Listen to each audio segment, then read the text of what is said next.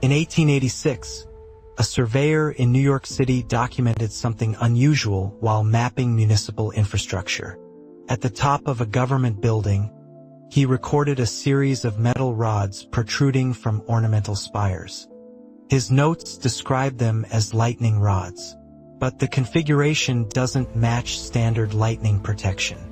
The rods are spaced evenly, angled at 15 degrees, and connected to copper channels that run down into the foundation. No grounding system is listed. The report was filed and then removed from public access in 1923.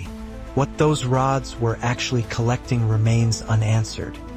The official explanation is that these were decorative elements combined with early electrical safety features. That explanation accounts for their placement on tall structures. But it doesn't explain why similar rods appear on buildings across 6 continents, all constructed between 1820 and 1890, all removed or altered within a 50-year window. It also doesn't explain why the buildings themselves share architectural features that have nothing to do with decoration. Walk through the entrance of the old Philadelphia Customs House, built in 1840. The doorway is 14 feet tall. The ceiling in the main hall is 32 feet high.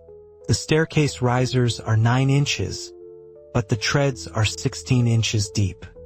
These are not symbolic dimensions. They suggest function. A human using that staircase would feel the difference immediately. The proportions don't match the people who were supposed to use them. They match something larger or something that required more space to move through. Once you notice it in one place, it becomes harder to ignore elsewhere. The same tall doorways appear in registry buildings in Melbourne, Montreal, and St. Petersburg. The same deep staircases. The same ceiling heights in structures that serve no clear acoustic or visual purpose. In Chicago, the old Board of Trade building from 1885 has windows that start 7 feet above the floor. The interior walls are twice as thick as necessary for load-bearing. The basement contains channels lined with copper and ceramic, running in straight lines toward a central shaft that was sealed in 1902. No blueprints explain what the shaft was for. City records from the 1830s refer to something called the Atmospheric Energy Survey. It appears in meeting minutes in Boston, Baltimore, and New Orleans. The survey was conducted between 1837 and 1839. It measured something described as charge density in the air. Instruments were installed on rooftops. Data was collected monthly. Then the program stopped. The instruments were removed. The word atmospheric was replaced in later records with meteorological, but the measurements don't align with weather tracking. What they were measuring and why it stopped is not explained in any accessible archive. Maps from this period show a network, not a road network, not a rail network. A grid of structures marked with a small circle and a vertical line. The marks appear on land surveys from 1837 in the United States, Canada, and parts of Europe.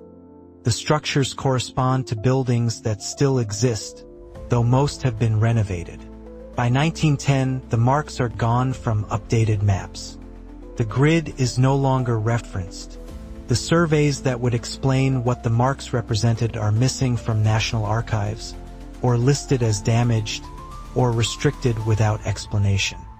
Something changed in 1889. Census data shows a sharp drop in the number of large public buildings under construction. Electrical grid projects begin appearing in the same cities. Within 10 years, the tall buildings with metal rods are being retrofitted. The rods are removed. The copper channels are filled in. Foundations are sealed. In some cases, entire upper floors are demolished. The reason given is modernization, but the structures being removed were less than 50 years old and showed no signs of structural failure. What were they modernizing away from? If these buildings were designed to interact with something in the air, what would happen if that interaction stopped? If the rods were receivers, what were they receiving? If the grid was functional, what kind of event would make it unnecessary or dangerous or impossible to maintain? And if the system was abandoned in less than a generation, why is there no public record of what it was replaced by or what it was for? The infrastructure exists. The records reference it, then stop. The architecture suggests a purpose that doesn't match the explanation. The timeline suggests coordination. The removal suggests intent. But the reason is absent. Maybe the grid was never buried. Maybe it's still there under the retrofit, waiting in the walls of buildings we walk past without looking up. Maybe the copper channels still run beneath the streets, disconnected but intact. Or maybe 1837 wasn't the beginning. Maybe it was the end of something and what we call history is just the cleanup. If you've seen something similar, or found records that don't quite fit, leave a comment. If this kind of pattern interests you, consider subscribing. There's more to look at,